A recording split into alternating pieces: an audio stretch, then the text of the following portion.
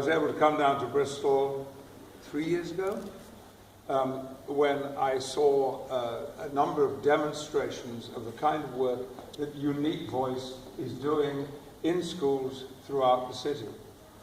And it was very, very impressive. This kind of work did not exist when I was at school. In fact, the idea that students could have done what you have just done now, and I see you with your phones out taking photographs. I have your names, I know where you live. Maybe we'll do a group photograph. Yes. It was unthinkable when I was a child, that students would be given any kind of instruction at all as to their personal safety. Of course, there was no internet, no Wi-Fi, no online issues then, but there were, nevertheless, other issues, most particularly bullying, victimization, certain aspects of racism, which made a lot of people very unhappy. But there was no system in place to deal with it, unless somebody went to the headmaster or the headmistress and made a complaint. Even then, the chances of it being addressed were minimal, because those kind of things were not thought to be of any concern when they were surrounding children. And the whole question of the safety of children was rarely, if ever, addressed. But what impresses me about what I've seen already is that it is students who are talking to other students, younger, of course, about the issues of e-safety. And I can think of no better way for an important point like this to be made than that it is being made by other young people who perhaps have already had some experience of it. I come to you today only about 2 weeks after a very tragic incident at my granddaughter's school in Chipping Norton, where a young girl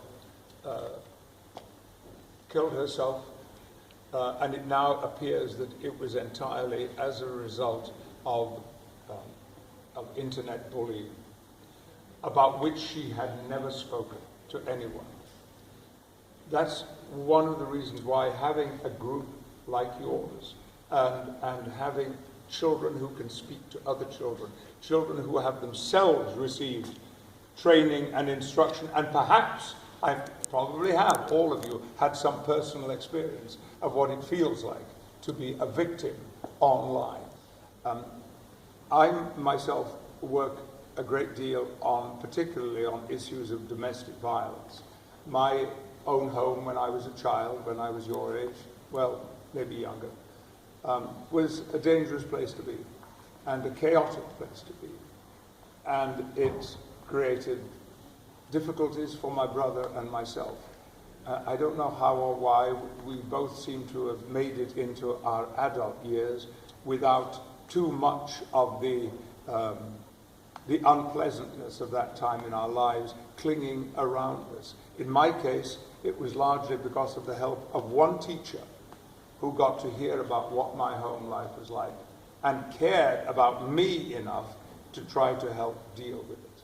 But he was a single, solitary teacher.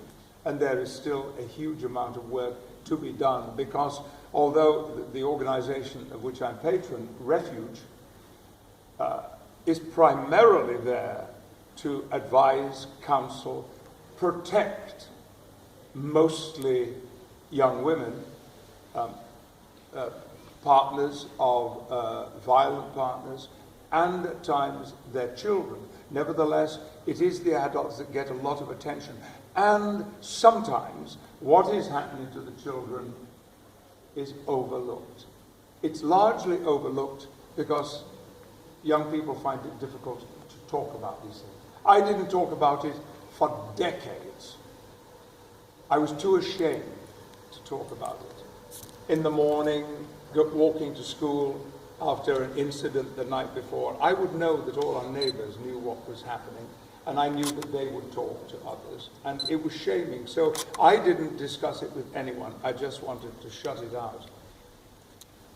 Although I have to say, it was one of the reasons that I became an actor. You may not see any connection at all there.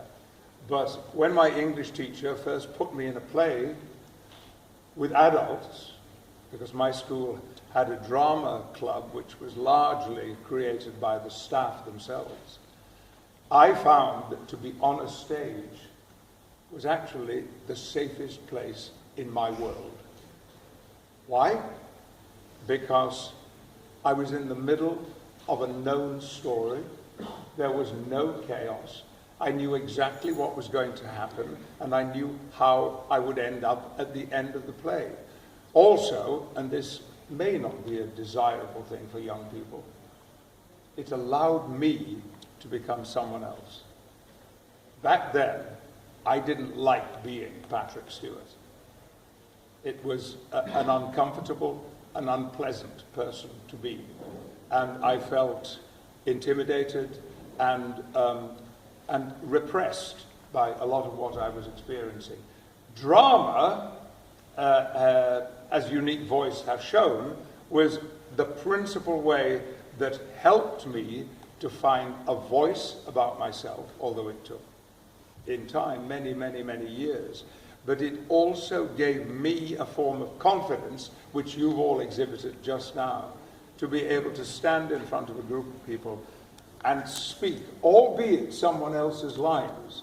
Nevertheless, in time, it was the same process that gave me the confidence to, well, to sing in front of 17,000 people at the Hollywood Bowl, to stand here now talking to you, not fearing that I would appear ludicrous and shameful, which is how I felt before I began to act.